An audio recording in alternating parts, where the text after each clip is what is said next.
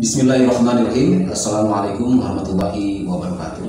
Waalaikumsalam warahmatullahi wabarakatuh. Selamat siang pemirsa Dubes TV dimanapun Anda berada, para kaum pendidik. Pada kali ini kita akan berbincang tentang kurikulum pembelajaran dan penilaian di SMA Negeri 12 Garut. Kebetulan pada kesempatan kali ini sudah ada narasumber di studio, yaitu Bapak Dian Susanto SPD. Beliau adalah sebagai Wakasek Kurikulum di SMA Negeri 12 Garut. Baik, selamat siang Pak Dian. Selamat siang Pak Dudut. Kita akan berbincang-bincang, ini merupakan tema yang sangat penting Pak, sebagai bahan kajian di sekolah kita dan mungkin untuk menyamakan persepsi ya. Nah, kita akan mulai saja Pak Dian. Menurut Bapak, apa sih tujuan pendidikan nasional? Ya, terima kasih Pak Dudut atas kesempatannya. Sebetulnya mungkin saya bukan narasumber yang memang dihasilkan dari berbagai macam pelatihan. Ini mungkin melihat dari pengalaman saya pada saat saya menjabat sebagai kurikulum di SMA Negeri 12 Garut, kemudian mengikuti beberapa kegiatan kurikulum. Ini mungkin kita perlu mengkaji beberapa prinsip yang memang harus kita sepakati dan kita pahami bersama, sehingga saya sendiri sebagai kurikulum dan Bapak Ibu guru juga bisa menjadi acuan untuk melaksanakan proses pembelajaran dan penilaian. Ini kalau kita melihat bahwa sebetulnya yang namanya pendidikan di SMA Negeri 12 Garut, semua itu kan mengacu pada sistem pendidikan nasional. Jadi kita semua pembelajaran dari SD, SMP, SMA itu semua mengacu pada tujuan pendidikan nasional.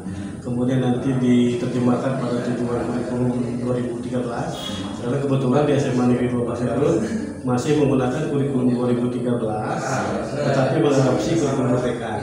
Jadi kita masih belum melaksanakan kurikulum mereka secara penuh. Jadi semua kegiatan di sekolah itu harus mengacu pada sistem pendidikan nasional ya Pak Dian? Ya, betul sekali. Karena memang mengacu pada tujuan pendidikan nasional, kemudian nanti diturunkan terhadap tujuan kurikulum 2013, dan nanti semua tujuan itu akan dilaksanakan pada saat kita melakukan proses pembelajaran di kelas.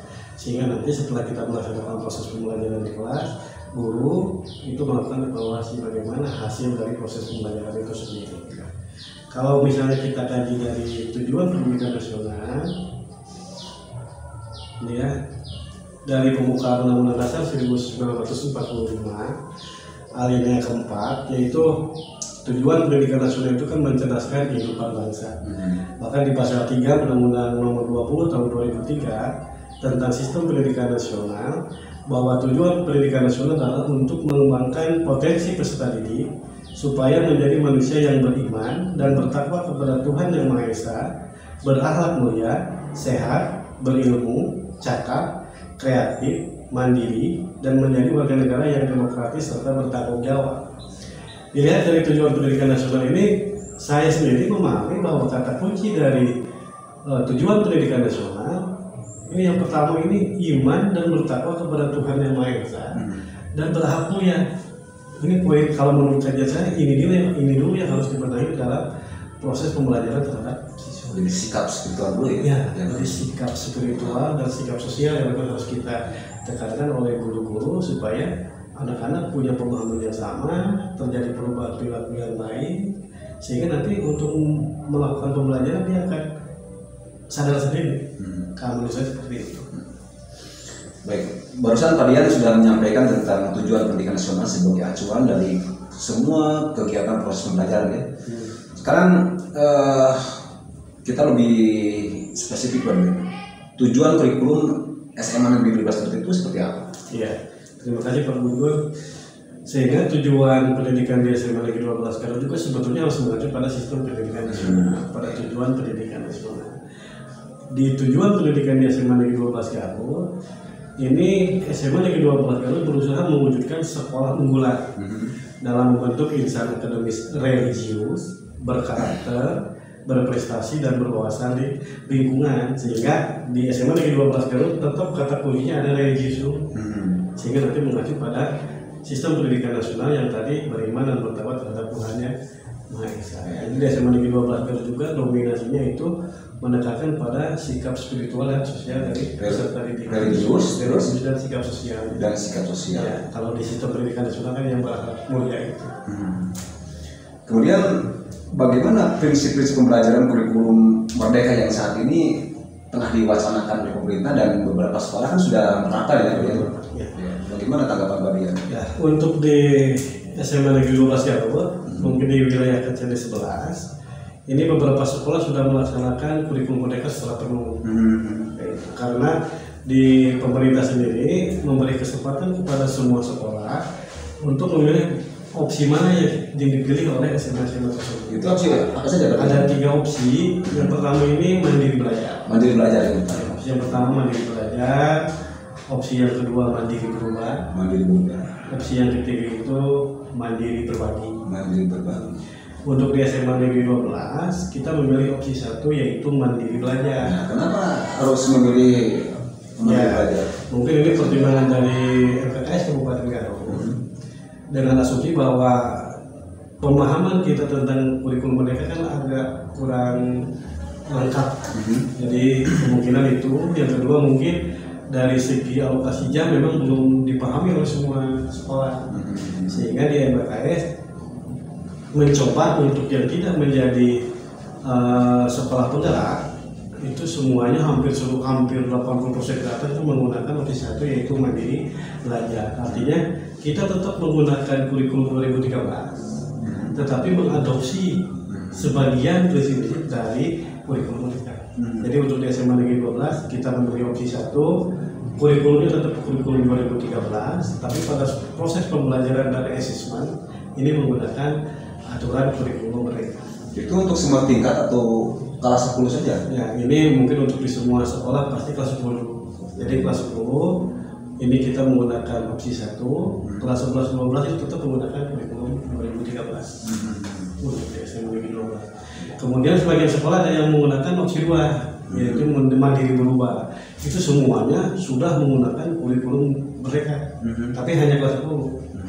Mungkin ada yang udah 2 tingkat, mungkin kelas 10 11 sudah ada yang menggunakan kurikulum mereka. Jadi kebanyakan kita menggunakan opsi 1 yaitu mandiri belajar.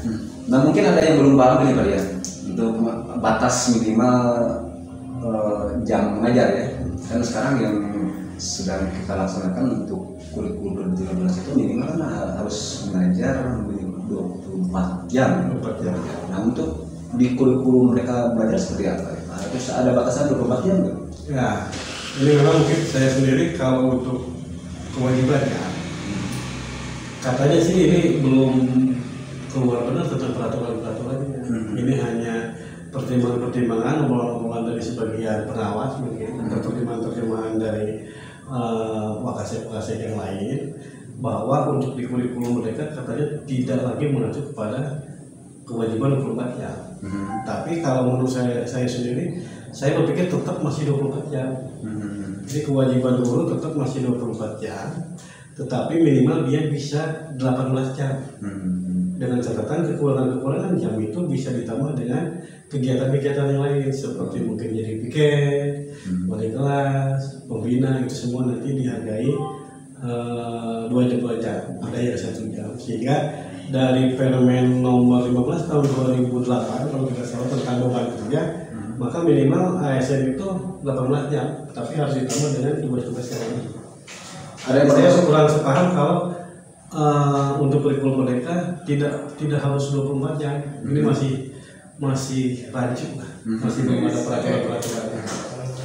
Ada informasi nanti tidak ada penjurusan Pak Dian? Ya, betul. Kalau misalkan kita menggunakan kurikulum mereka di kelas 1 itu sudah lagi tidak ada penjurusan. Jadi semua seolah-olah melanjutkan dari tingkat sebelumnya, dari SMP atau sampai kelas 10 SMA ini kita tetap tidak ada penjurusan.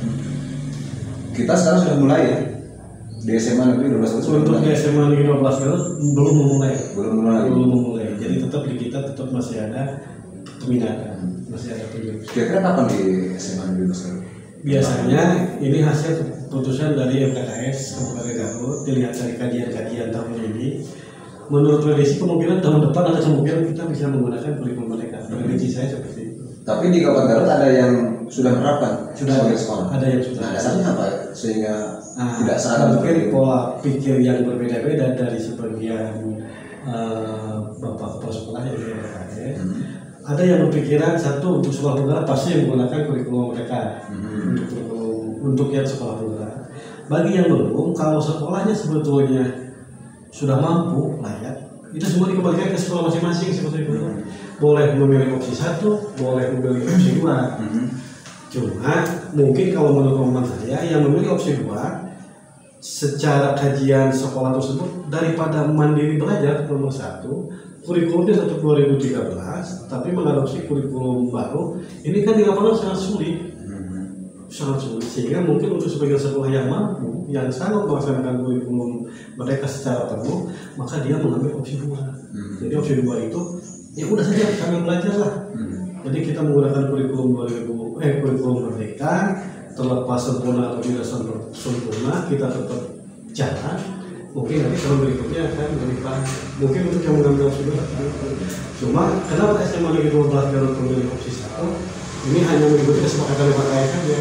Bahwa kebanyakan dari dulu sudah saja lah kurikulum 2013. Meskipun menurut saya sendiri daripada opsi 1 mending opsi 2. Udah saja lakukan kurikulum merdeka sambil belajar sehingga tahun depan ya kita sudah mulai paham. Ya karena kalau penerapannya secara keseluruhan berarti ada beberapa pertimbangannya. Yang pertama harus mengganti rapot ya. Ada beberapa hal yang harus dirubah.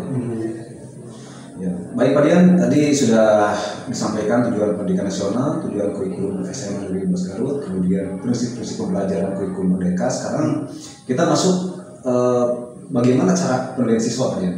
Supaya ini ada satu kesamaan persepsi di kalangan pendidik kita. Nah, menurut Pak Dian bagaimana? Ya. Sebetulnya untuk penilaian dari siswa itu sendiri, yang paling penting kalau menurut saya itu penilaian itu adalah penilaian objektif. Artinya penilaian pada saat dia melaksanakan proses pembelajaran. Penilaiannya terdiri dari 3 poin. Itu harus jadi satu kesatuan. Yang pertama kan penilaian sikap. Sikap harus jadi penilaian. Yang kedua ada penilaian pengetahuannya, dan yang ketiga ada penilaian keterampilan. Jadi guru harus melihat penilaian terhadap siswa itu sendiri harus secara keseluruhan. Jadi tidak hanya mengacu pada satu aspek saja. Misalnya, sikapnya bagus, tapi ini pengetahuan keterampilannya jelek, udah tidak lulus atau tidak naik. Kemudian ada lagi sikapnya biasa-biasa saja, tapi pengetahuan bagus. Ini juga jadi acuan. Makanya penilaian selalu mengacu pada 3 aspek. Ada aspek sikapnya, ada aspek pengetahuan, dan aspek keterampilan. Nah, bagaimana kalau begini Pak Dian? Misalnya nilai pengetahuannya bagus ya, keterampilannya kurang, terus sikapnya kurang. Nah, bagaimana sikap seorang guru ketika menilai siswa tersebut? Untuk dari prinsip penilaian sebetulnya kita dimulai dari proses pembelajaran. Jadi makanya tadi saya bilang bahwa di prinsip penilaian yang paling penting itu adalah penilaian otentik pada saat seorang guru berada di kelas. Jadi semua komponen tadi, sikap, pengetahuan, keterampilan, itu akan kita lihat pada saat kita melakukan proses pembelajaran. Maka dari proses pembelajaran tersebut kita akan bisa melihat siswa dari secara keseluruhan. Jadi tidak hanya bisa melihat 1-2 aspek saja. Sehingga dari prinsip pembelajaran kurikulum, yang pertama kita harus melihat dulu kondisi peserta didik. Itu. Jadi kalau dari prinsip kurikulum itu, pembelajaran dirancang dengan mempertimbangkan tahap perkembangan dan tingkat pencapaian peserta didik saat ini sesuai dengan kebutuhan belajar serta mencerminkan karakteristik dan perkembangan yang beragam sehingga pembelajaran menjadi bermakna dan menyenangkan. Jadi pembelajaran itu jangan hanya materi terus, jangan hanya keterampilan terus. Bagaimana caranya memunculkan motivasi terhadap siswa supaya siswa mau belajar? Itu yang susah.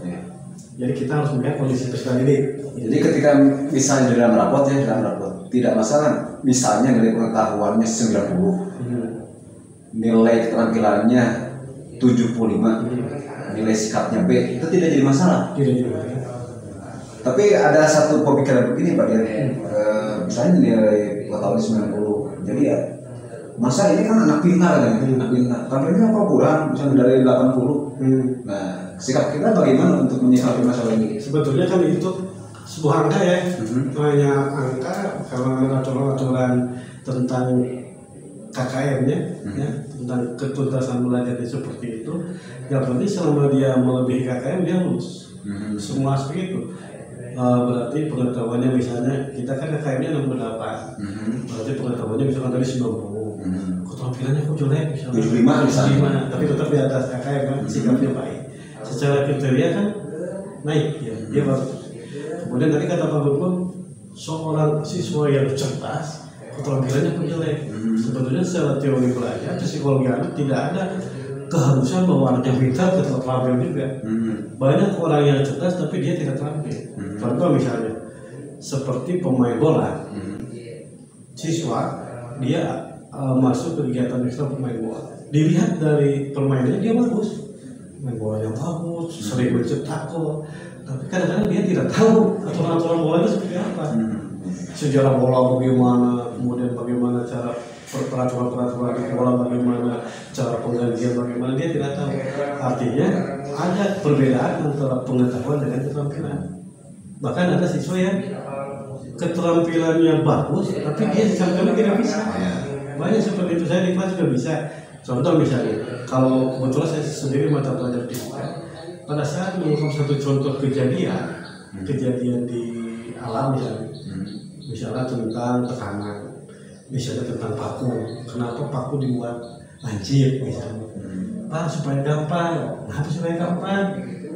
Jadi artinya dengan tenaga kecil dia gampang untuk menembus dinding. Bagaimana kalau misalkan ujungnya tidak tajam tuh, ternyata susah untuk menembus. Itu kan teori fisika tekanan. Dia mengerti konsep itunya, tapi pada saat dimasukkan pada sebuah cerita, kalau fisika soalnya ada sebuah cerita, ada variabel-variabel yang lain, ada kemampuan yang kurang dari fisika, sehingga tidak ada jaminan juga kalau menurut saya pengetahuannya bagus, dia cerdas secara bakat, tetapi mungkin dia tidak terampil, tangan tidak terampil. Jadi tidak masalah. Tidak masalah, masalahnya di atas KBM. Bahkan kalau misalnya contoh seperti ini mah pengetahuannya bagus, tapi keterampilan justru 50. Nah itu mungkin yang masalah. Atau gini Pak Dian ya, ada contoh kasus ya, misalnya pengetahuannya bagus, keterampilannya bagus, terus sikapnya pada guru dan pada sesama temannya kurang misalnya. Nah, bagaimana pertimbangan seorang guru ketika menilai siswa tersebut? Karena menurut saya sendiri, kalau dari pemahaman saya, kan yang paling penting itu sikap. Terus terang, pemahaman saya dari kurikulum 2013 itu adalah penilaian sikap dulu yang harus dibenahi. Jadi yang tadi sikap spiritual bagus, sikap sosial bagus. Nanti kalau dia sudah bagus, maka dia belajar pengetahuan sendiri, motivasinya sendiri, keterampilannya juga makin keterampilan sendiri. Tapi tidak ada jaminan pengetahuan kamu seperti itu bagus. Keterampilan tidak hanya membuat sesuatu. Mungkin anak ada yang tahu konsepnya, pada saat dia disuruh ke depan untuk mempresentasikan, kadang-kadang sulit. Pak, saya tidak bisa, biasanya perubahan sunat, bios. Artinya seorang guru jangan membuat kaku. Pada saat anak tidak bisa menggunakan bahasa Indonesia karena sulit menjelaskan, maka dia menggunakan bahasa biarkan saja. Kecuali mungkin untuk guru bahasa Indonesia. Kalau untuk guru bahasa Indonesia harus menggunakan bahasa Indonesia.